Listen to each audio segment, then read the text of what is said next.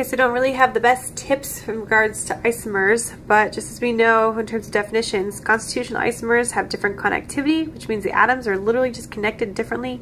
In stereoisomers, the atoms are different in space. And so the only kind of stereoisomer we have seen that we have seen are cis-trans isomers, okay? So for us to have a stereoisomer, you need to have an alkene. Again, you only know one kind of stereoisomers, and those are cis-trans isomers. Cis-trans isomers are only present when there's an alkene present, okay? Or only possible when there's an alkene present, okay? So if we don't even have an alkene, you're not going to have a stereoisomer, okay? So how about these guys? There's no alkene present, so they're definitely not stereoisomers. Do they have the same molecular formula? Yes, they have 4 carbons, and there's no other distinguishing characteristics that they both have to have. And that's how I can quickly tell you that they have the same molecular formula. If they have the same number of carbons, and like, you know, if this guy had an alkene, then this guy would have to have an alkene. Otherwise, they would not have the same molecular formula. That's how I can quickly tell. Yes, you can count up the carbons and hydrogens, but again, if they have like the same distinguishing characteristics, they're going to be the same molecular formula, okay? So now in terms of, are they constitutional isomers? Do they have different connectivity? I try and pretty much force the compounds to be the same. I try to, and if I can't make them be the same, then they're different, okay? Then they're constitutional isomers. So here we have CH3s on one end, and then as soon as we walk along the molecule, here we have a CH, and here we have a CH2. It's already different. There's nowhere else I can find a CH2 to even like go to. So here we have CH3, we have a CH2 over here, and only a CH over here. So these guys are different connectivity. Different connectivity. Okay, therefore they're constitutional isomers. Because as I said, they definitely do have the same molecular formula. Okay, how about and Cl. Okay. Yes, these guys have the same molecular formula. Again, I can tell that because they both have chlorines. They both have 3 carbons, and they both have a double bond. Okay, they're going to have the same molecular formula. Okay, so they're definitely isomers. Are they stereoisomers? Well, we do have an alkene present, but more importantly, let's start with constitutional. Because if we start right at the end here, we have a CH3 over here and a CH2 over here. Or even if we walked from the chlorines, we both have chlorines, sure. But then we go to CH, and this is a CH2. They're already different, okay? So these guys are definitely constitutional isomers. The only way we can have a stereoisomer is if we have the same connectivity and everything, and they're just different in space, okay? So definitely not stereoisomers here. How about this guy and this guy? Again, try and make them be the same. Okay, so I know that if we start from the left and we would just walk across the molecule, both have a CH3, and then here we have a CH2, and here we have a CH. Yes, they're different, but what if we started on this end for this molecule? Okay, so we both have a CH3, then we both go to a CH, and then to a CH, and then to a CH2, and then to a CH3. Okay, so try and interrelate the molecules. Try and see if they are the same, okay? Don't just force yourself to like one end and like, oh, we're already different, never mind. No, try and be the same. So CH3, CH, CH, CH2, CH3. These guys are definitely the same. They have the same molecular formula. They're the same compound. Okay, how about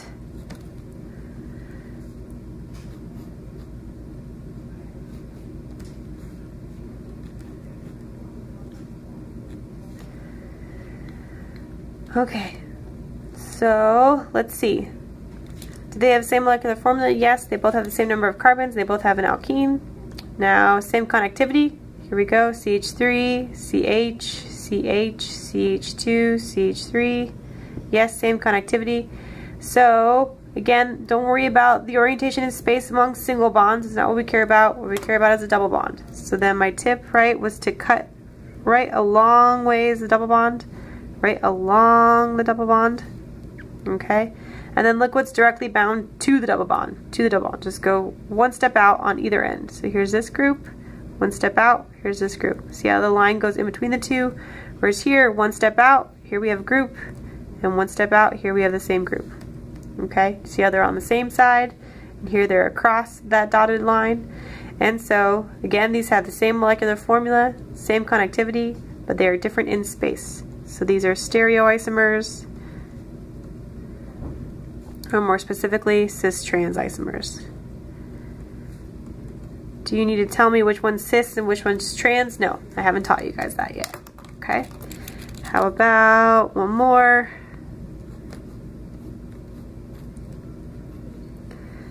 This guy and this guy. Okay, definitely the same molecular formula. Okay, same number of carbons, both have an alkene, same connectivity. Absolutely, you just walk around the molecule, you'll say that the same connectivity. But interestingly, again, if we use our same argument, they do have an alkene, so stereoisomer is possible. Do the same argument, what's bound directly to the alkene? Here's one group, there's the other.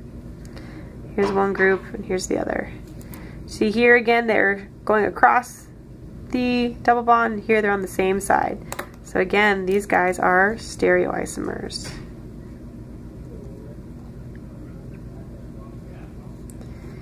Okay, I'm going to point to these guys because I'm going to draw one more molecule for you guys. What about... oh. Okay, one more, and the double bond is here. Whoops, that's the same as this guy. So, one more. This guy. Okay.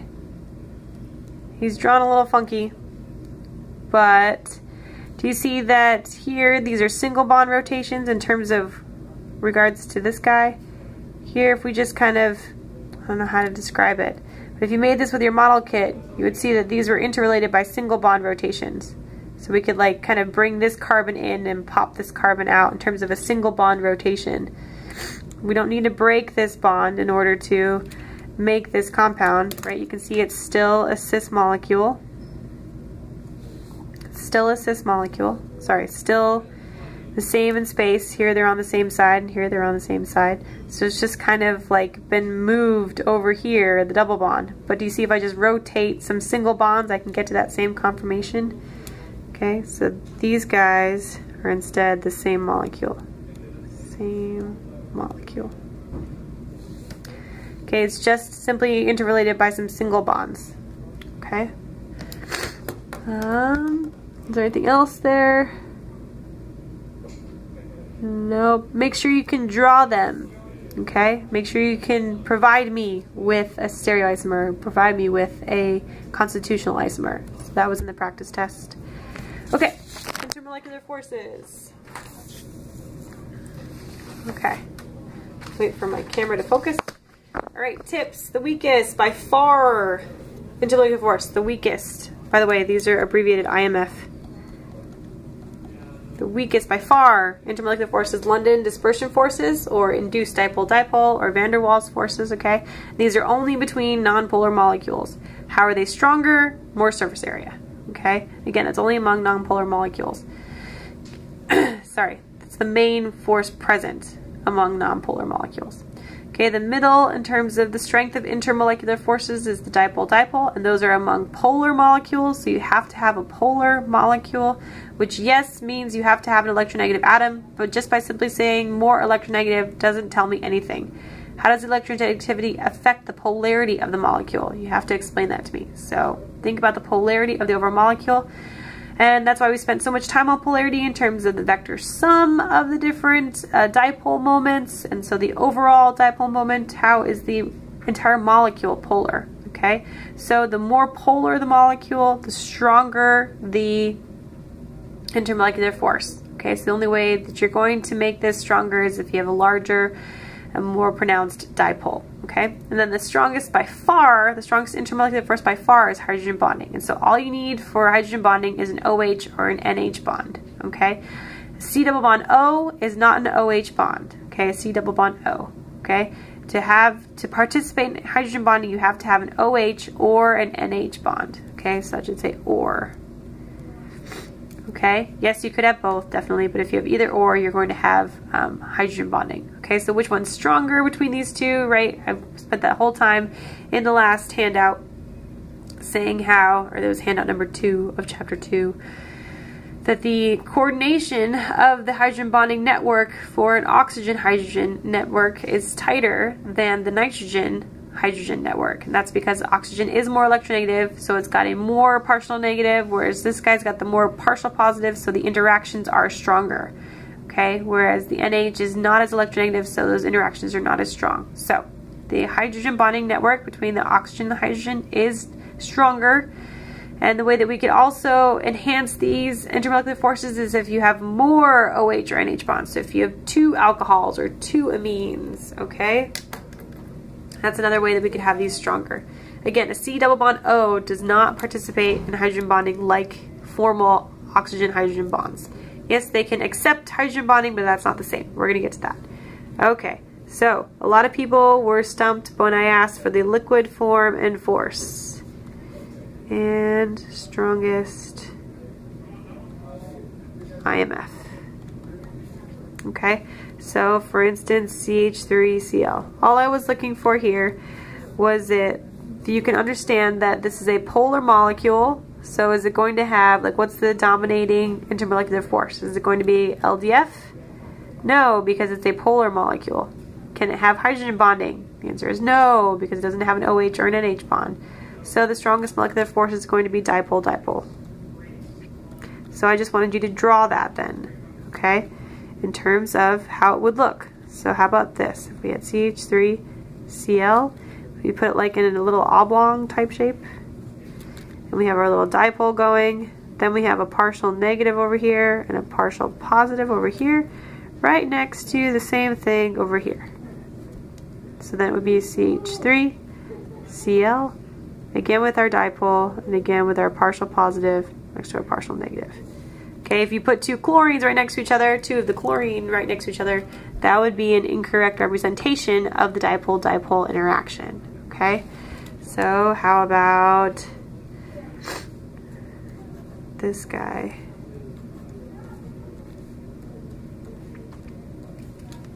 Okay, sorry, that should be 1 bond right there. Okay, is this guy have any oxygen-hydrogen bonds or nitrogen-hydrogen bonds? No. Can it do hydrogen bonding? No. Is it polar? The answer is no. There's no oxygen or more electronegative atoms other than it's just carbon and hydrogen. So this is a non-polar molecule, so what's the strongest intermolecular force? LDF. So just draw that, okay? There's one guy. Here's his oblong, and we can kind of draw another one and another oblong, and then just show the partial charges at the interface. Maybe one more. Partial negative, partial negative, partial negative. And then maybe we could definitely say it's fleeting or induced or something. It's brief. But I'll understand what you're saying there because you're showing at the interface how it's just all partials, okay? How about H3C and H? What's the strongest intermolecular force here? It's going to be hydrogen bonding because we have NH bonds. So just draw that, okay? H3C and H. Draw it like this with our little lone pair coordinating with the hydrogen of another one. CH3. That's all I needed. Oops, sorry. That's all I needed. Okay, how about these higher boiling point?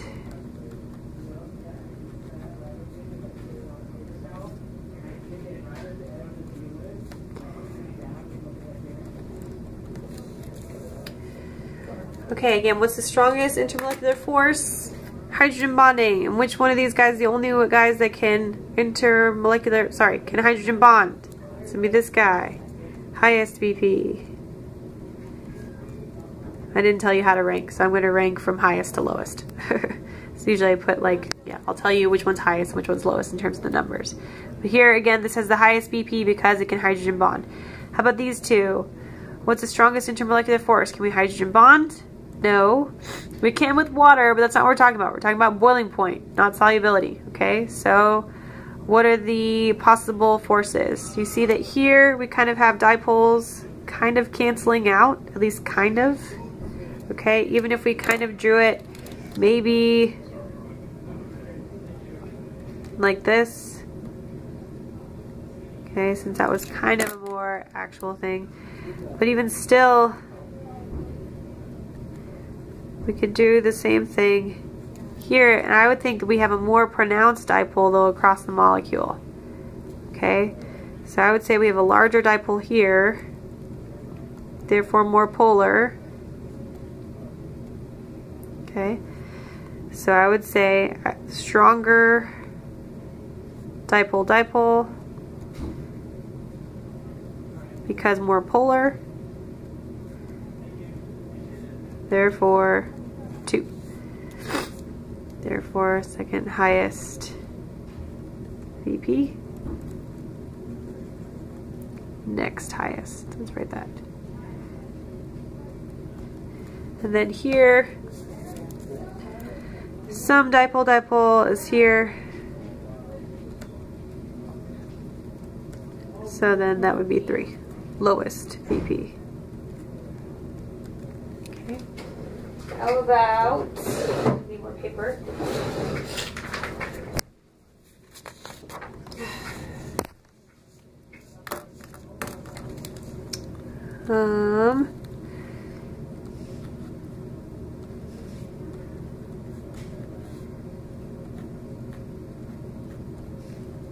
Interesting. Okay, think about the polarity. Okay, can we hydrogen bond? No. Are we polar? Slightly, because we have that bromine. So here that bromine is being pulled across this molecule. Okay, whereas here it's kind of being pulled among the whole thing. Okay? So, which one's more polar? I would say that this guy is more polar. Okay? More polar, therefore stronger dipole. Therefore highest BP. And then here we just say not as strong as dipole, therefore lower BP. Because not as polar, because it is not as polar. Okay? Remember the net dipole is what we care about. The net dipole. The net dipole. Okay, so how about